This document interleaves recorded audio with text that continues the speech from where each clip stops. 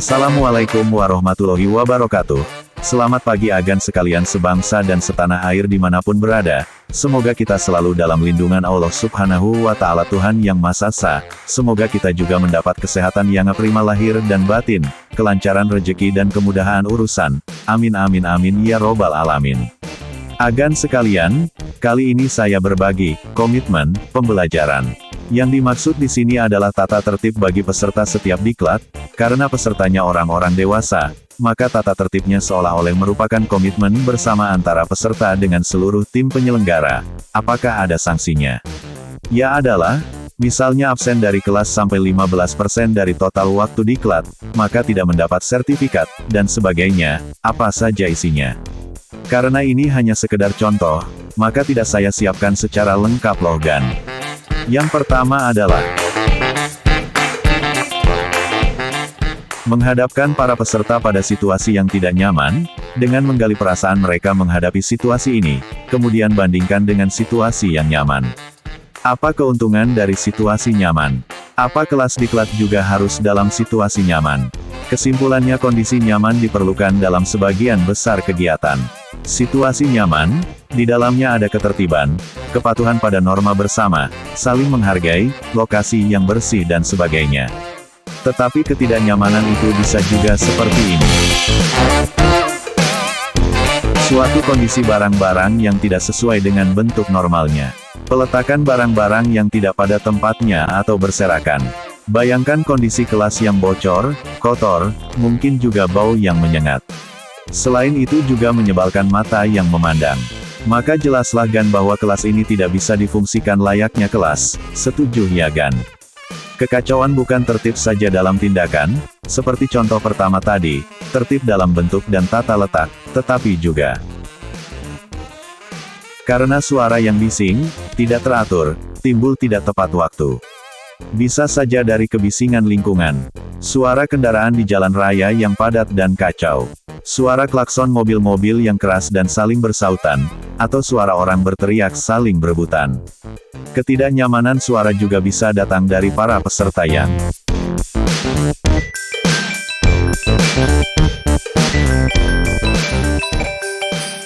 dari suara dering melengking telepon genggam, atau mungkin saja dari suara lantang si peserta pejabat penting di kelas sedang menginstruksikan bawahannya nun jauh di sana di lapangan, atau bisa juga sedang menerima telepon dari bos, istri atau suami yang galak. Menurut riset telepon genggam yang dilansir oleh salah satu website, riset ini melibatkan ribuan orang dalam situasi seminar dan semacamnya. Di berbagai negara, ditemukan bahwa peserta tidak mesenyapkan dering teleponnya karena 3 alasan utama, yaitu: yang pertama, teleponnya jadul, teknologinya zaman Ken Arok, biasanya pemakainya ini dari generasi baby boomer ke atas. Kemudian, yang kedua, teleponnya terlalu canggih dengan teknologi kekinian dan masa depan, pamer gitu loh. Yang terakhir karena istri atau suami, atau pacarnya galak pol. Tetapi ketidaknyamanan bisa juga karena merokok sembarangan, asap rokok dan bau rokok yang menyengat. Belum lagi puntung rokok yang berserakan di sana-sini, maka para ahli hisap mohon memperhatikan ini loh ya. Ketidaknyamanan bisa juga berkaitan dengan pemandangan yang kurang layak, atau kurang indah, misalnya. Agar rapi dan sopan maka perlu pakai pakaian yang serasi, warnanya sesuai dengan acara dan waktunya, tetapi bukan pakai jaket kulit seperti ini. Bisa, bahaya, loh gan. Keadaan lain menyangkut sampah. Mestinya buang sampah ya pada tempatnya kan. Selain untuk menghindari pemandangan yang tidak nyaman dari sampah yang berserakan, tetapi juga menghindari bau yang menyengat. Kalau duit ya jangan dibuang loh gan. Mendingan berikan saya saja ya. Ketidaknyamanan bisa juga karena sikap mental kita kepada teman-teman peserta lain. Bisa karena menganggap diri paling pinter, paling tahu, atau kemampuan mendengar dan berempati rendah. Padahal sesungguhnya ya jauh dari kesan yang coba ditampilkan. Seperti kucing yang menganggap dirinya singa. Ketidaknyamanan berkaitan juga dengan menepati waktu yang sudah dijadwalkan. Mengapa harus tepat waktu? Santai saja bro.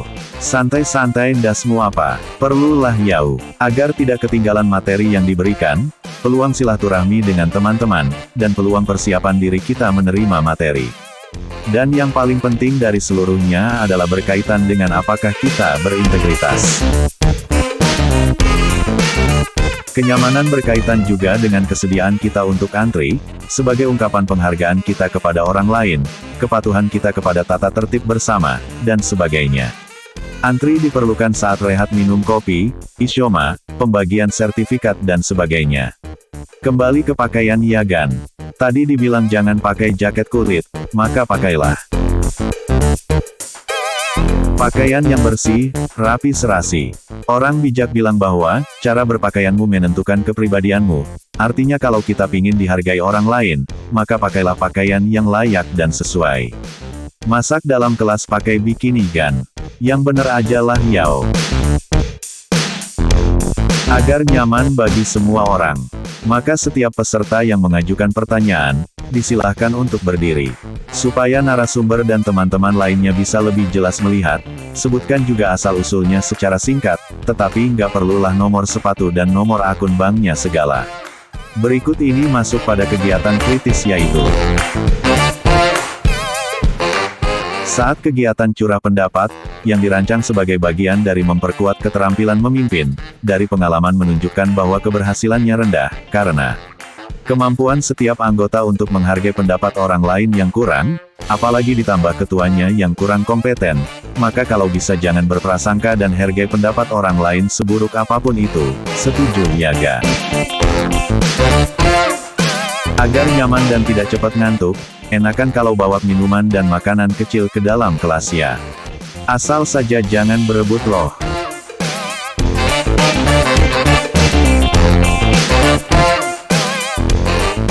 Kita akan, satu selalu menepati waktu, oleh karena itu seringlah memeriksa jadwal kegiatan. 2 keluar masuk kelas izin kepada narasumber, misalnya ke toilet, bukan keluar kelas yang lama untuk ngerumpi dengan teman-teman loh. 3 angkat tangan kanan saat bertanya, berdiri, sebutkan singkat asal-usulnya, jangan berdeklamasi, fokus pada pertanyaannya, dengan suara keras dan jelas. 4 atur nada dering telepon genggam masing-masing pada nada getar. 5 berpakaianlah sopan dan rapi. 6 hargai sesama teman dalam setiap kegiatan. 7 bersedia antri sesuai urutan masing-masing, tidak saling menyerobot. 8 buang sampah pada tempat yang disediakan, terutama untuk para ahli hisab.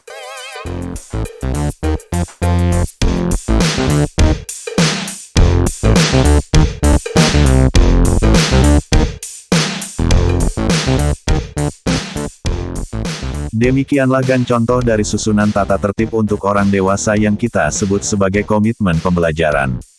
Menyadari karya ini jauh dari sempurna, maka mohon maaf atas semua kekurangannya. Kututup dengan wabillahi taufik wal hidayah. Wassalamualaikum warahmatullahi wabarakatuh. Selamat pagi dan terima kasih sedalam-dalamnya.